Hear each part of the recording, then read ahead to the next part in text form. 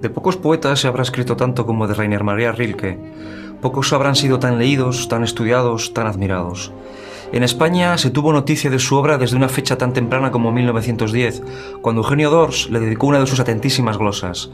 Unos años después, el poeta conocería España y la presencia española, Toledo o Ronda, sería una de las más importantes en su obra.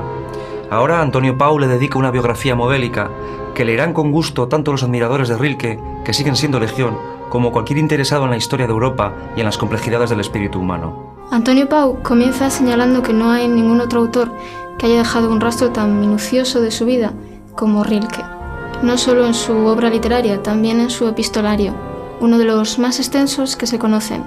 Miles y miles de cartas, todas ellas publicadas y minuciosamente anotadas. Y no hay que olvidar tampoco los recuerdos de quienes se cruzaron por su vida, especialmente las mujeres que le amaron, que fueron muchas, y algunas tan excepcionales como Lu Andrea Salomé.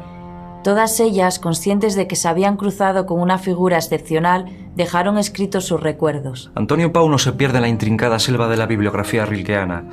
Sin abrumarnos con notas, pero con bien asimilada información, nos cuenta el cuento prodigioso de una vida que a ratos no parece de este mundo. La historia de un seductor al que su madre vistió de niña durante la infancia y que murió poco después de cumplidos los 50 al pincharse con la espina de una rosa. La figura de Rilke se presta a la caricatura. Era un esteta, un nefelibata, un ser fuera del mundo que pudo dedicar todo el tiempo a sus versos, a su poesía, porque un coro de mujeres aristocráticas se dedicó a mimarle y a admirarle. Como todas las caricaturas, esa tiene algo de verdad, pero falsea grotescamente la complejidad del personaje. La madre de Rilke era una mujer fantasiosa que no aceptaba la triste realidad de estar casada con un humilde funcionario de ferrocarriles. En los apuntes de Malte Laurens Brigge, Rilke la retrató como a ella le gustaba verse a sí misma, regresando antes de tiempo de un baile aristocrático, preocupada por la ligera enfermedad de su hijo.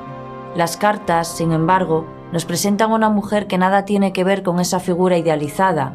Mucho, sin embargo, heredó Rilke de esa madre fantasiosa a la que odiaba. Él también fue un soñador. Se inventó un personaje aristocrático que nada tenía que ver con el hijo de un funcionario de ferrocarriles destinado a ser militar o abogado. Pero Rilke, gracias a sus versos, acertó a convertir las fantasías en realidad. Rilke nació el mismo año que Antonio Machado, en 1875, pero yo creo que con el poeta español que tiene más semejanzas es con Juan Ramón Jiménez. Ambos fueron poetas muy precoces y muy fecundos en sus primeros tiempos. Publicaron libros que se hicieron pronto populares y de los que renegaron. A Rilke no le gustaban nada esos libros que todo el mundo leía y que todo el mundo admiraba. Yo, de la poesía de Rilke, como de la de Juan Ramón, prefiero la etapa intermedia. Ni la monotonía de los sensibleros jardines lejanos, ni las abstrusas vaguedades de Animal de fondo. En el caso de Rilke, me quedo con los nuevos poemas, los que escribió en la etapa en que admiraba al escultor Rodin, del que llegó a ser secretario. Un secretario muy peculiar. Rodin acabó harto de él. Rilke no estaba hecho para ponerse al servicio de nadie.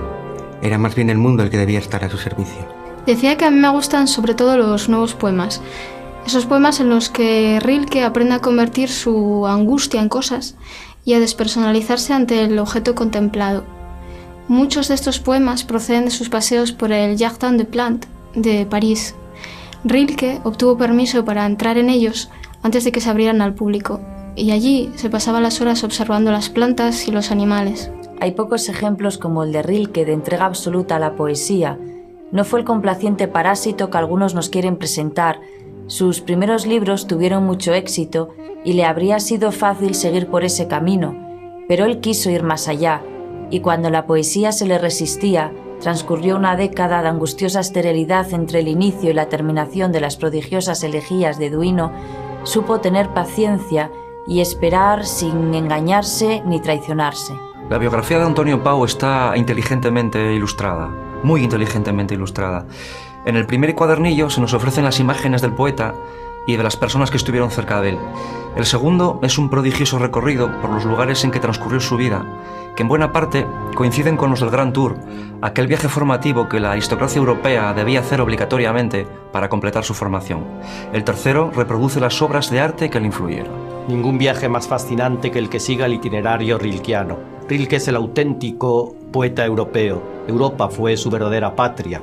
Al contrario que los poetas españoles, Antonio Machado, Juan Ramón Jiménez, que solo viajaron a París, el primero, o a Nueva York, el segundo, antes de que el exilio le enviara a América, Rilke nació en Praga, vivió en Múnich, estuvo en Moscú, residió en Roma, en Florencia, en Capri, en Venecia, en París.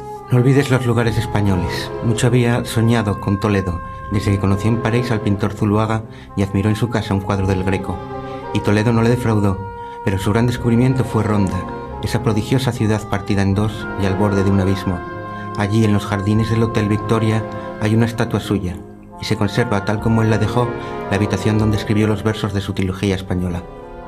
Cuando la muchedumbre de las ciudades y la enredada maraña de los ruidos y la confusión de los vehículos estén cercando mi soledad, sobre la densa agitación vendrá el recuerdo del cielo y la montaña, de esa cresta de tierra que pisa allá a lo lejos un rebaño que vuelve a la manada.